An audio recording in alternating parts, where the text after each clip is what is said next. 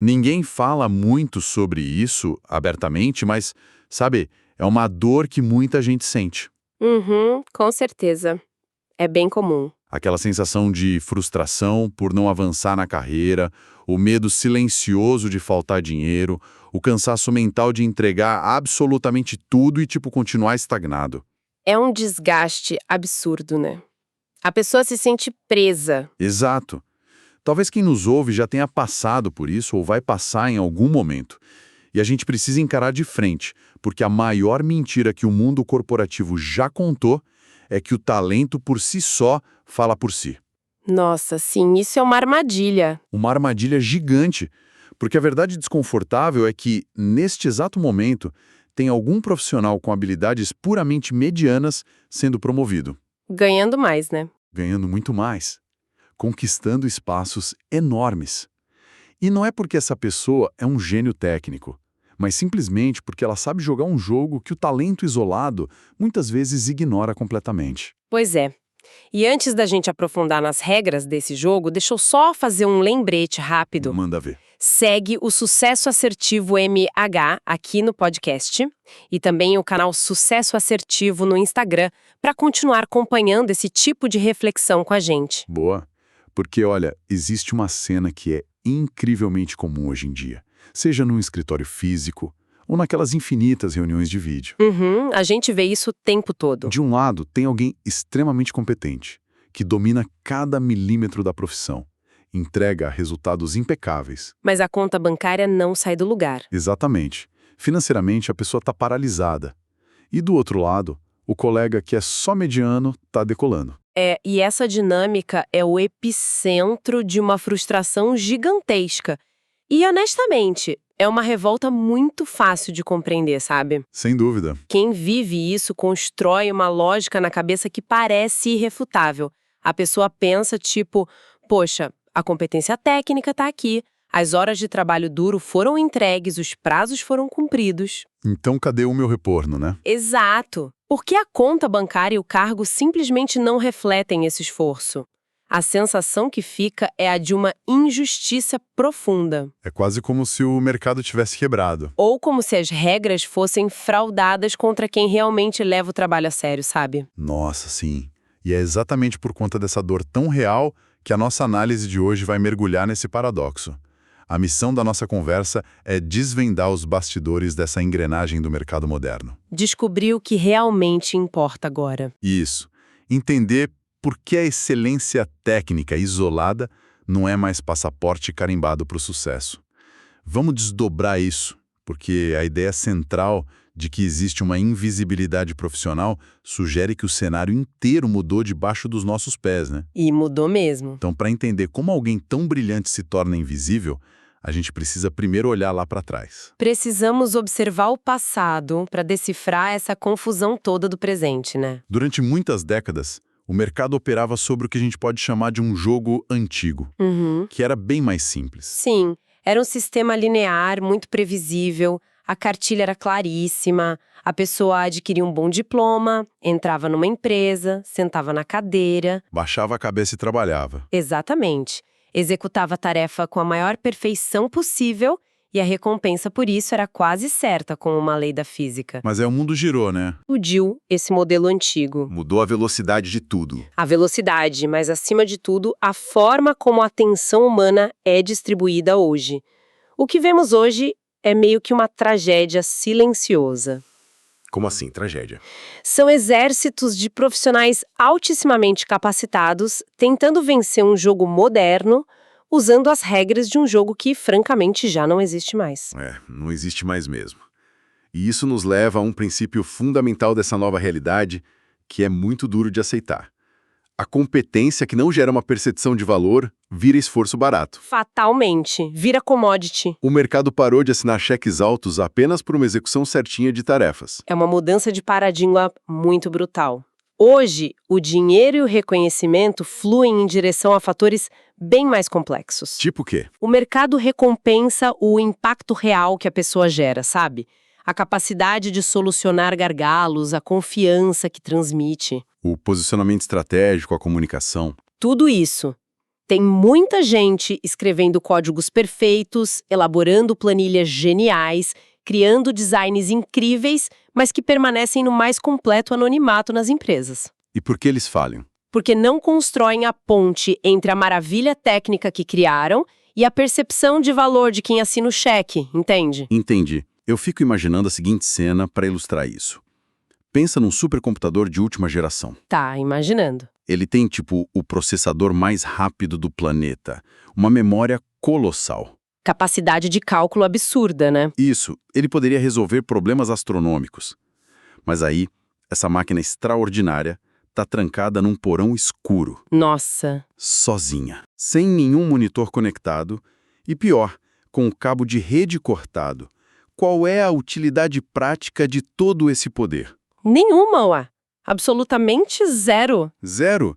Ninguém consegue interagir com a máquina, ninguém vê o resultado que ela gera, ninguém usufrui das soluções. O valor dela para o mundo exterior não existe. É uma analogia perfeita. E sabe o que me assusta de verdade nessa mentalidade? O quê? É que as novas regras já estão aí. A dinâmica é clara para todo mundo ver. E ainda assim, pessoas absurdamente inteligentes insistem em continuar trancadas no porão, focando só na capacidade de processamento. Pois é. Por que existe essa insistência quase teimosa em ignorar o resto? O que é fascinante aqui é a psicologia de defesa por trás dessa teimosia toda. Psicologia de defesa? Sim, porque a excelência técnica, paradoxalmente, atua como uma prisão muito confortável. Pensa bem, o conhecimento técnico é mensurável. Tem começo, meio e fim. Exato. Se tem um erro numa fórmula, tem uma resposta lógica para consertar aquilo. É um território seguro. Controlado. Agora, ter que aparecer. Exatamente. O ato de se posicionar, de explicar o trabalho para pessoas leigas, de comunicar valor. Isso é puramente subjetivo. Exige dar as caras à tapa. Vulnerabilidade. Lida com a política do escritório, com a percepção do outro, com a chance de ser julgado. E isso apavora muita gente brilhante. É verdade. A pessoa prefere fazer mais um curso. Uhum. Essa cegueira autoinduzida faz com que o profissional acredite piamente que a próxima certificação técnica vai, num passe de mágica, resolver um problema que é puramente de comunicação. E o perigo de se esconder atrás de mais certificados ou achar que a técnica pura é o único caminho é que isso gera comportamentos muito autodestrutivos, né? Totalmente. Um dos maiores é aquela velha ilusão de que trabalhar mais horas vai resolver o problema da estagnação. Ah, clássico. A pessoa não é promovida e decide dobrar a aposta. Isso.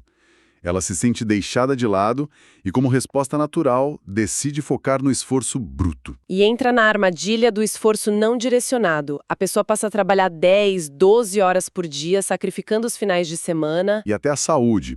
Aliás, envie essa nossa conversa de hoje para alguém próximo de você. Alguém que precisa ouvir isso. Porque às vezes a pessoa está do nosso lado no escritório ou na família e a gente nem imagina o que ela está passando com essa carga horária absurda, né? É verdade, é super importante compartilhar. Porque olha só, se o trabalho dessa pessoa já era invisível em 8 horas, ele vai continuar invisível em 12. Nossa, pesada essa verdade. Mas é a realidade. O mercado não paga pelo suor derramado. Ele paga pelo problema resolvido de forma perceptível. Perceptível. Isso é chave. Aumentar a carga horária em cima de tarefas que não comunicam valor gera um único resultado prático. Sabe qual é? Ficar exausto. Fica exausto muito mais rápido. É um desgaste mental severo. A longo prazo, a produtividade cai, a criatividade some e a conta bancária continua a mesma. E o ressentimento só cresce, porque o sacrifício pessoal aumentou demais, mas o retorno, zero. Exatamente. Mas me permita fazer o papel de advogada do diabo por um momento. É, claro, manda. Tem um argumento muito comum de que o reconhecimento automático deveria ser a norma. Ah, o mundo ideal. Num ambiente ideal, não seria obrigação absoluta das lideranças, dos diretores, ter o faro apurado para observar e premiar esse talento silencioso. Seria maravilhoso.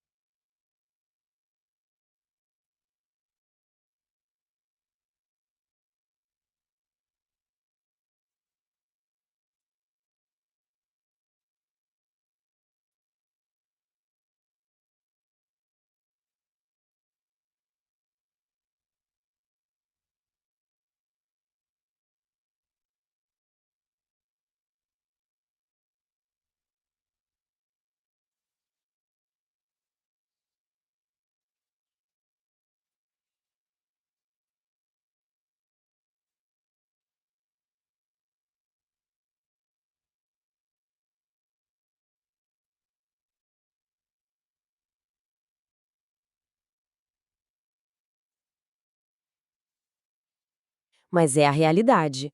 O mercado não paga pelo suor derramado. Ele paga pelo problema resolvido de forma perceptível. Perceptível. Isso é chave. Aumentar a carga horária em cima de tarefas que não comunicam valor gera um único resultado prático. Sabe qual é? Ficar exausto. Ficar exausto muito mais rápido. É um desgaste mental severo. A longo prazo, a produtividade cai, a criatividade some e a conta bancária continua a mesma. E o ressentimento só cresce, porque o sacrifício pessoal aumentou demais, mas o retorno, zero. Exatamente. Mas me permita fazer o papel de advogado do diabo por um momento. Claro, manda. Tem um argumento muito comum de que o reconhecimento automático deveria ser a norma. Ah, o mundo ideal. Num ambiente ideal, não seria obrigação absoluta das lideranças, dos diretores, ter o faro apurado para observar e premiar esse talento silencioso? Seria maravilhoso.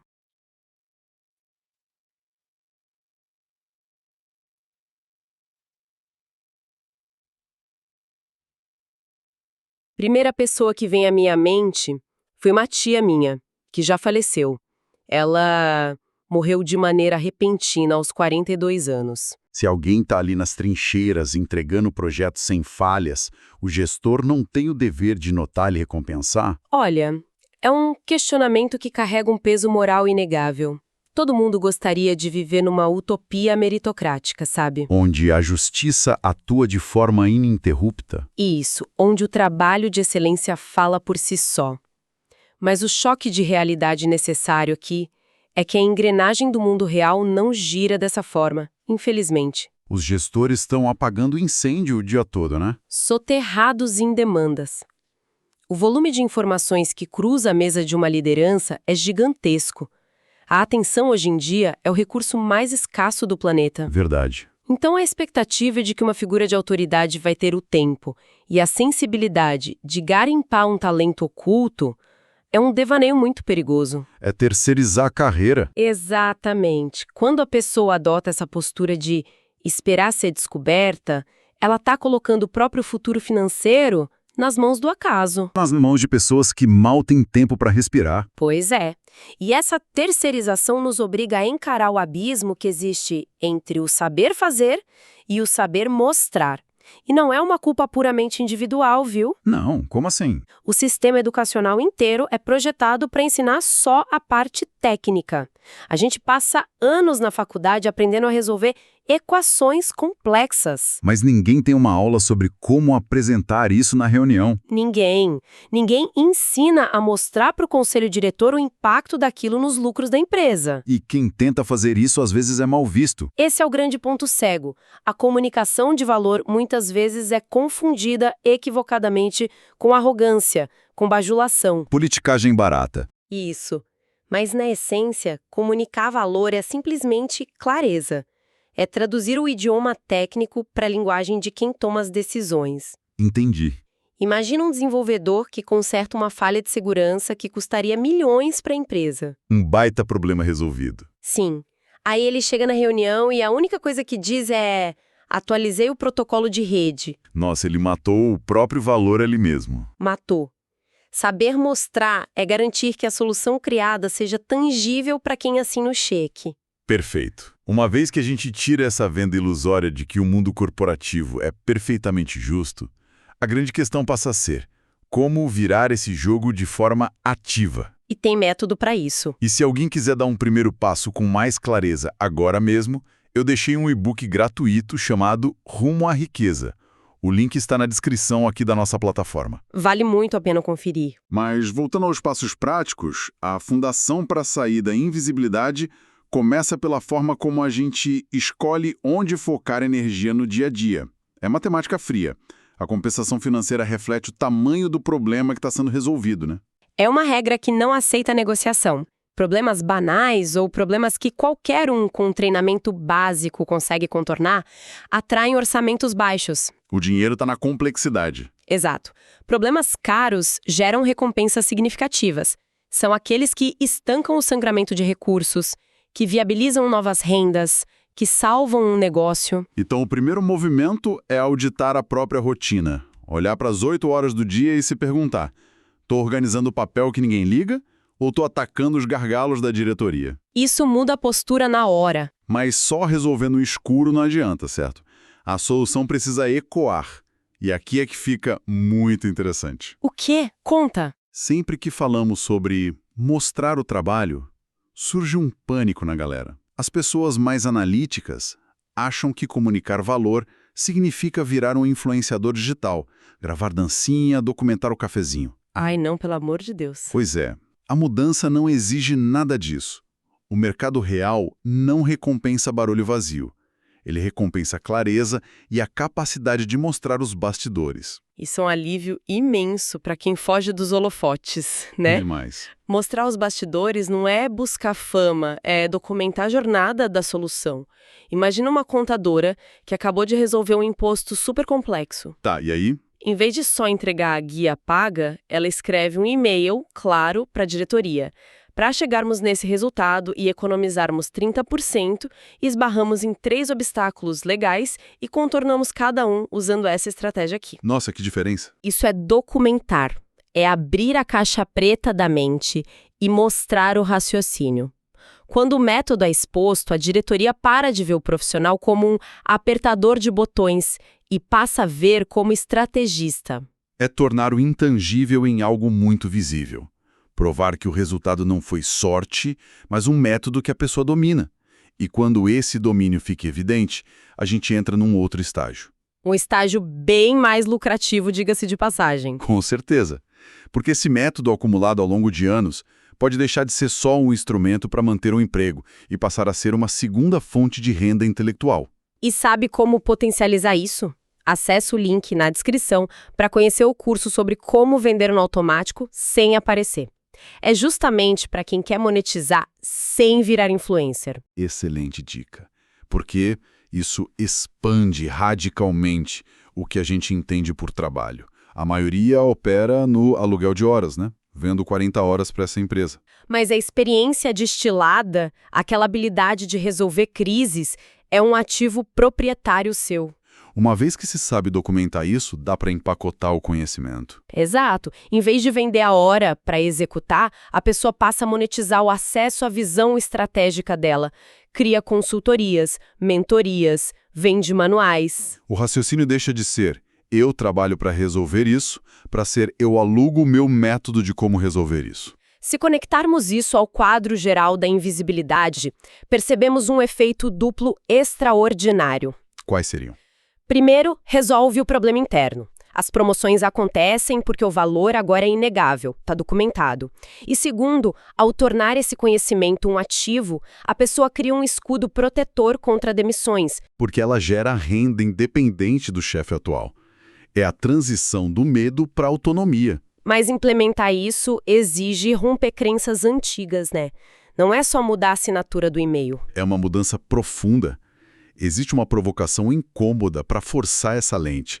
Sentar e perguntar qual problema eu resolvo e quanto ele realmente vale para quem paga. Essa pergunta é um bisturi. Ela revela a diferença entre cobrar pela tarefa e cobrar pela transformação. Tarefa é esforço comoditizado, né? O tempo gasto digitando o contrato, organizando estoque. O mercado financeiro odeia pagar caro por tarefas, porque sempre vai ter alguém disposto a digitar o mesmo contrato cobrando menos. É uma guerra de preços que empurra todo mundo para baixo. A analogia perfeita para entender a diferença é a construção civil. O pedreiro vende a tarefa de assentar tijolos. Foco no esforço braçal diário. E o arquiteto? O arquiteto não vende desenho a papel. Ele vende a transformação, a visão da casa estruturada, a paz de espírito de que o telhado não vai cair. Ambos trabalham na mesma obra, mas um está preso no ciclo da tarefa barata, enquanto o outro ancorou o valor no resultado final. Exatamente. Quando se aprende a comunicar o valor sob a ótica da transformação, a competição por preço simplesmente desaparece. E o profissional se torna singular. O diretor entende que pagar essa pessoa é comprar tranquilidade, previsibilidade. Deixa de ser despesa e passa a ser investimento rentável. Então, o que tudo isso significa para quem está ouvindo a gente agora, vivendo essa frustração no escritório? Significa que a ponte entre o anonimato e o crescimento não é feita de mais 12 horas de trabalho. O valor percebido é a única ponte sólida para a recompensa financeira. Mas só para não restar dúvidas, a excelência técnica ainda importa, certo? Muito. É o momento de afastar o extremismo. A execução brilhante continua sendo a base de tudo. Comunicação brilhante, em cima de um trabalho medíocre, é fraude. Não se sustenta. Mas a técnica é só o piso da carreira agora, não é mais o teto. A visibilidade e a intencionalidade de resolver os problemas certos são os motores reais. Isso é libertador. O esgotamento profundo na sexta-feira à noite raramente vem da profissão em si, mas de nadar contra a maré invisível dessas regras modernas. E a energia muda quando o esforço para de evaporar no vácuo corporativo e começa a gerar eco. Sem dúvida. E eu deixo um pensamento instigante para quem nos ouve. Se a experiência empacotada e a clareza se tornaram os ativos mais valiosos, o que vai acontecer com quem se recusa a mudar? Boa pergunta. Insistem em trancar seus métodos a 7 chaves, esperando passivamente que o mundo faça a justiça. Será que na era da visibilidade, o gênio calado vai se tornar, na prática, totalmente obsoleto? É um risco enorme. Uma reflexão afiada e muito necessária para a gente recalibrar a rotina. Fica o convite para que cada um avalie os bastidores da própria jornada. Com certeza. Nós vamos fechando nossa conversa detalhada por aqui. Liberdade começa quando se decide agir. Um passo hoje vale mais do que 1000 planos amanhã. Te vejo na nossa próxima conversa. Fiquem com Deus, um forte abraço e até mais.